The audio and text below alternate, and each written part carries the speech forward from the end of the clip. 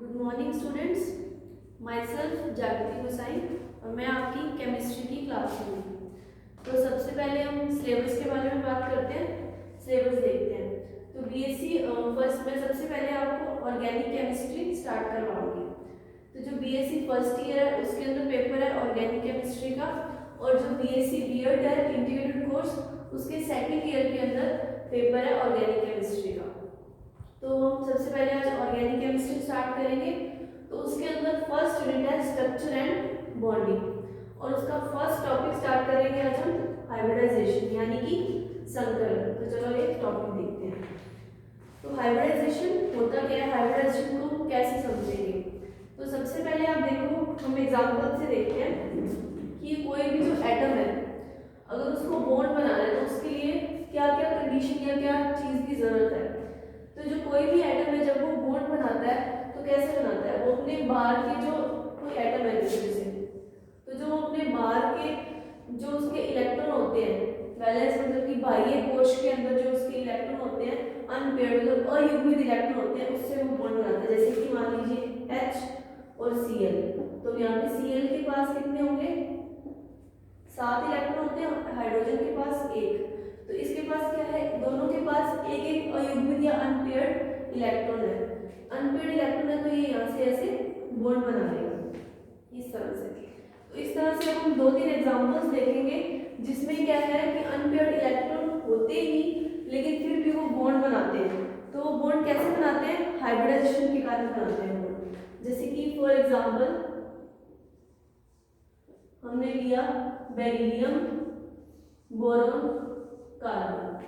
अब इसका हम क्या लिखेंगे, इलेक्ट्रॉनिक कॉन्फ़िगरेशन या फिर इलेक्ट्रॉनिक विन्यास लिखेंगे। तो बेरिलियम का लिखते हैं पहले 1s2 2s2 1s2 2s2 2p1 1s2 2s2 2p2। अब इतना तो ये चीज आपको आती है या फिर 11th में पढ़ के आए हैं कि बेरिलियम में इसका एटॉमिक नंबर जो होता है वो 4 होता है। इस अकॉर्डिंग इसका हमने इलेक्ट्रॉनिक कॉन्फ़िगरेशन या इलेक्ट्रॉनिक विन्यास लिख दिया। तो अब इस अकॉर्डिंग क्या है, इसके अंदर कोई भी अयुग्मित इलेक्ट्रॉन नहीं है। जब कोई भी अयुग्मित इलेक्ट्रॉन नहीं है तो इसका मतलब ये है कि ये 0 बॉन्ड बनाएगा। इसके पास क्या है, एक अयुग्मित इलेक्ट्रॉन है, इसका मतलब ये एक ही बॉन्ड बनाएगा। और कार्बन के पास 2 युग्मित या अनपेयर्ड इलेक्ट्रॉन है तो ये कितने 2 बॉन्ड बनाएगा। लेकिन ऐसा नहीं होता, हमने ऐसे बहुत सारे यौगिक या कंपाउंड्स पढ़े हैं जो बनते हैं, जैसे कि बेरिलियम का। तो बेरिलियम का कंपाउंड होता है BeH2, बोरॉन का बोरॉन हाइड्राइड BH3 और कार्बन का CH4। तो जो ये कंपाउंड बन रहे हैं ये किस कारण बन रहे हैं, ये हाइब्रिडाइजेशन यानी कि संकरण के कारण बन रहे हैं। तो इस चीज को हम कैसे एक्सप्लेन करेंगे, जैसे कि नेक्स्ट देखो ये बताते हैं। जैसे बेरिलियम है, आपको पता है कि इसके s ऑर्बिटल और p ऑर्बिटल के अंदर इसका p तो खाली रहेगा, ये 1s ये 2s और ये 2p। तो 1s2 के अंदर 2 इलेक्ट्रॉन आ गए, 2s2 के अंदर भी 2 इलेक्ट्रॉन आ गए। अब जब कोई भी सहसंयोजक बंध बनता है या कोवैलेंट बॉन्ड बनता है तो उस समय क्या होता है, कुछ फ्री ऊर्जा या फ्री एनर्जी उत्पन्न होती है, जिस कारण क्या होता है कि जो ये s इलेक्ट्रॉन है वो उत्तेजित होकर या एक्साइट होकर किस में चला जाता है, p में चला जाता है। अब ये जो इलेक्ट्रॉन है ये एक्साइट होकर किधर आ जाएगा, p के अंदर आ जाएगा। तो ये इसका क्या हो रहा है, संकरण हो रहा है। तो अब यहाँ से ये कितने बना लेगा, 2 H के साथ ये क्या बना लेगा, BeH2 बना लेगा। इसी तरह से अब हम किसका देखें, बोरॉन का देखें। तो बोरॉन के अंदर भी यही 1s के अंदर 2 इलेक्ट्रॉन, 2s के अंदर 2 और 2p के अंदर भी 2। ठीक है। अब ये वाला जो 2s का ये इलेक्ट्रॉन है जो,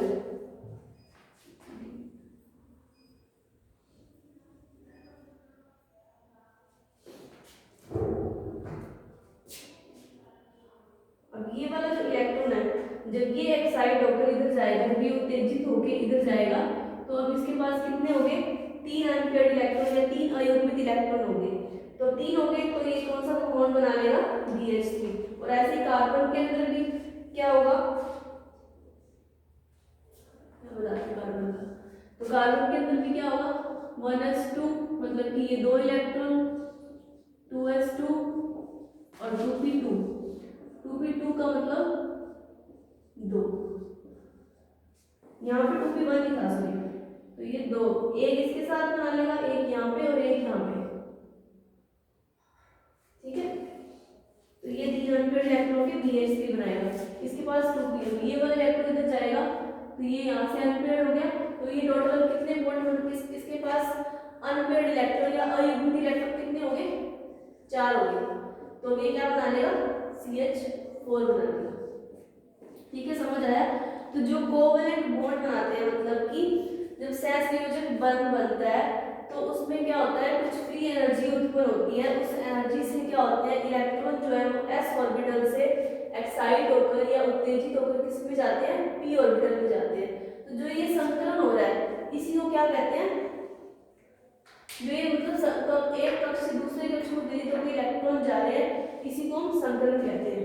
आगे डेफिनेशन से मैं आपको और एक्सप्लेन करती हूँ। जैसे कि जब किसी परमाणु के लगभग समान ऊर्जा के विभिन्न कक्षक मतलब जैसे कि S और P, जब वो आपस में मिलके क्या करते हैं, एनर्जी या फिर ऊर्जा का पुनर्वितरण मतलब कि रीडिस्ट्रीब्यूशन करते हैं, एनर्जी का पुनर्वितरण होता है और नए कक्षक बनते हैं, और उनकी जो ऊर्जा होती है वो समान ऊर्जा और समान आकृति वाले होते हैं, तो उनको क्या बोलते हैं, संकर कक्षक बोलते हैं। और इसी को क्या कहा जाता है, संकलन कहा जा सकता है। तो दोबारा से आप इसकी परिभाषा सुन लीजिए पहले। जब किसी परमाणु के लगभग समान ऊर्जा वाले विभिन्न कक्षक परस्पर मिलकर अथवा विलय होकर अपनी ऊर्जाओं का पुनर्वितरण करके उतनी ही संख्या में समान ऊर्जा तथा समान आकृति के नए कक्षक बनाते हैं, तो ऊर्जाओं के पुनर्वितरण की इस प्रक्रिया को संकरण कहते हैं। और जो नए कक्षक बने उनको क्या बोलते हैं, संकरित कक्षक या फिर हाइब्रिड ऑर्बिटल्स बोलते हैं। तो इसके बाद हम संकलन के कुछ नियम देखेंगे कि किस हिसाब से संकलन होता है, मतलब संकलन के अंदर संकलन होने के लिए कौन कौन सी चीजें जरूरी है।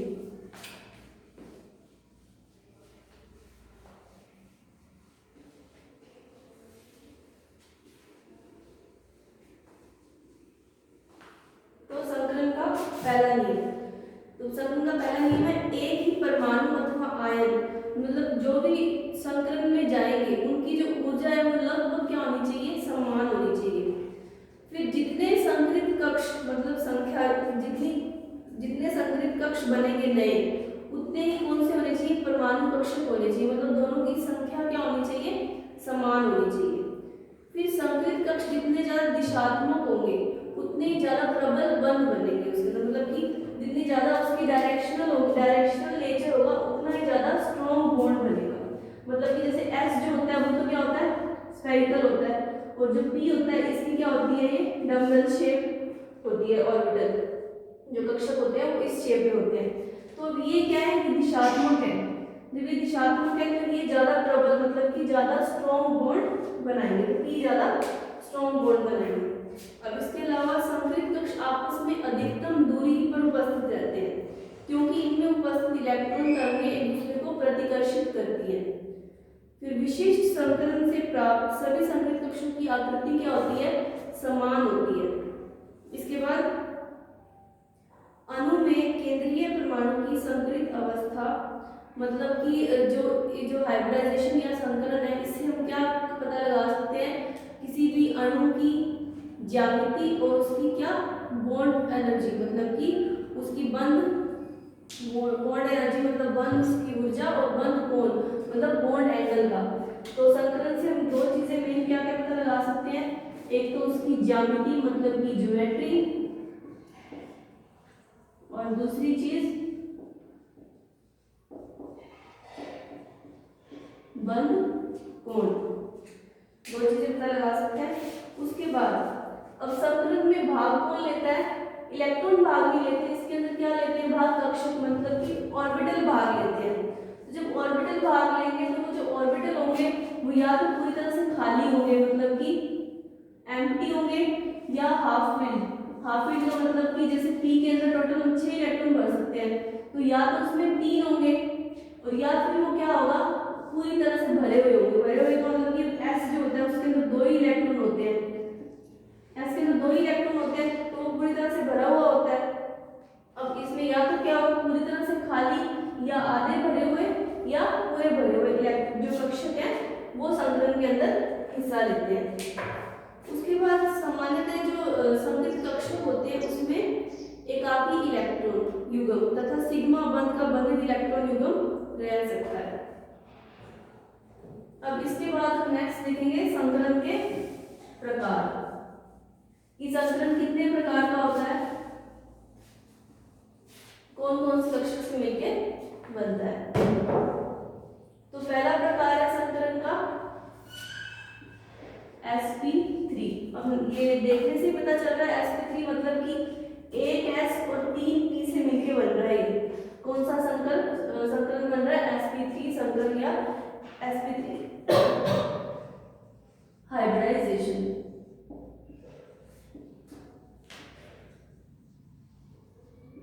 इसका मतलब इसके अंदर एक s और 3p का मतलब कि ये एक p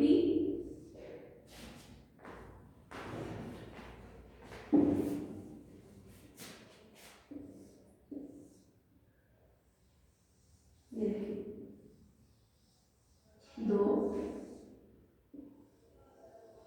और ये 3 x y और z। जब एक s और 3p, ये तीनों क्या है, मतलब जो ये px py और pz, एक s और 3p जब कक्षक मिलके एक नया तरह का संकरित कक्षक बनाएंगे तो क्या बनेगा, sp3 कक्षक बनेगा। जब ये sp3 कक्षक बनता है तो इसकी शेप कैसी बनती है, देखो पहले।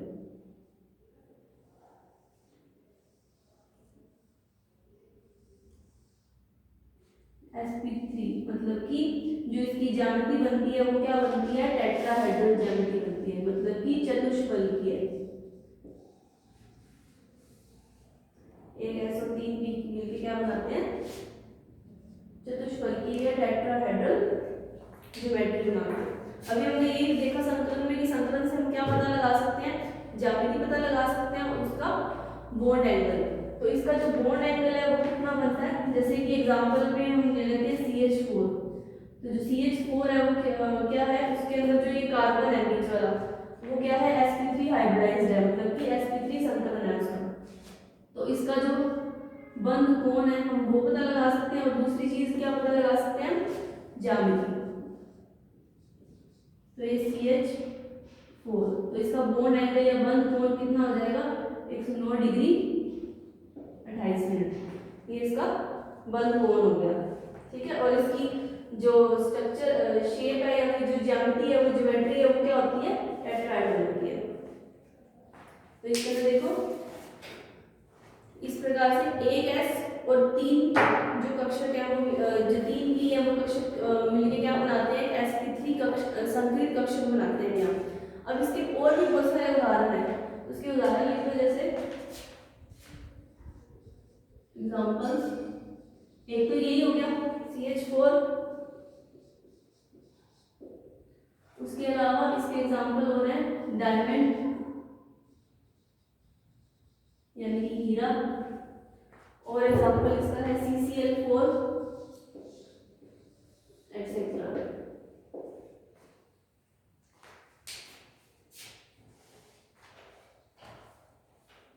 अब इसके बाद नेक्स्ट sp3 हो गया हाइब्रिडाइजेशन। अब हम देखेंगे sp2 हाइब्रिडाइजेशन। अब sp2 नाम से पता लग रहा है कि sp2 हाइब्रिडाइजेशन है, तो क्या होगा, एक s और 2p मिलकर क्या बनाएंगे, एक नया संकरित कक्षक बनाएंगे। sp2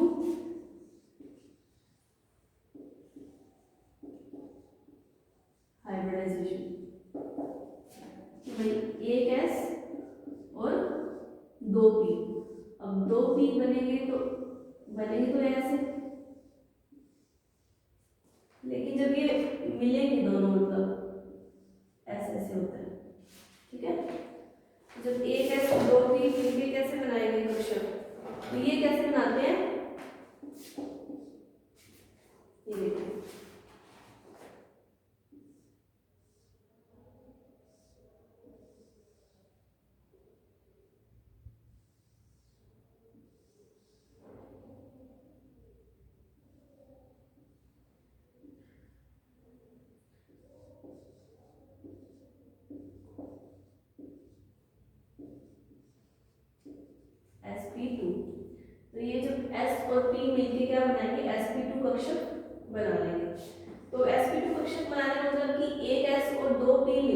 अब 2 p मिल रहे हैं तो इसकी जो ज्यामिति बनेगी यहाँ पे कैसी बन रही है, एक ट्राइंगल की जैसी बन रही है।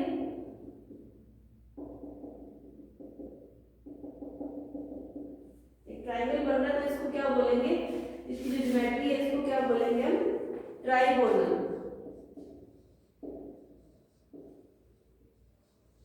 ट्राइगोनल या फिर समबाहु त्रिभुज, मतलब कि कोप्लैनर ट्राइगोनल या फिर त्रिभुज, एक त्रिभुज की तरह इसकी आकृति बन रही है।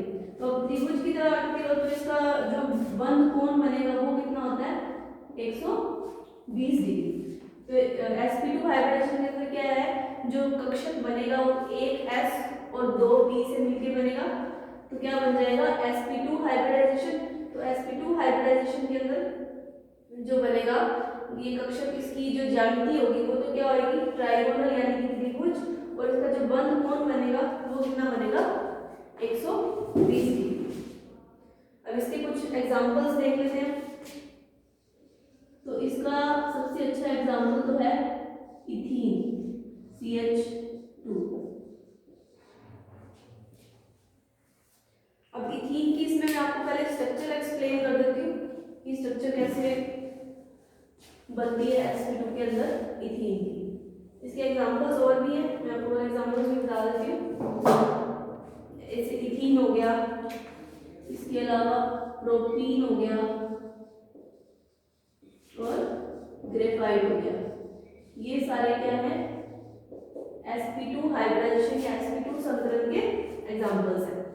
तो अब sp2 संतरण के अंदर क्या होगा, एक s और 2p, ठीक है, ऐसे बनेगा sp2 हाइब्रिडाइजेशन।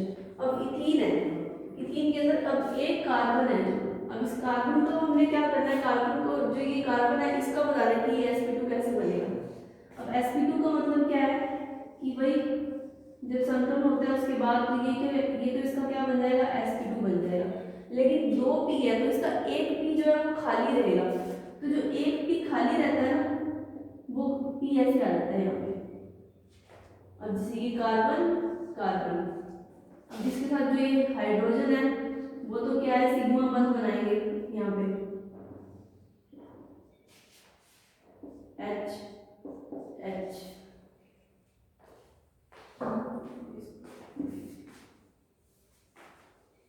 जैसे कि अभी डबल बॉन्ड कैसे बनेगा ये बता दूंगा आपको, H H H और ये H, ये इथीन है।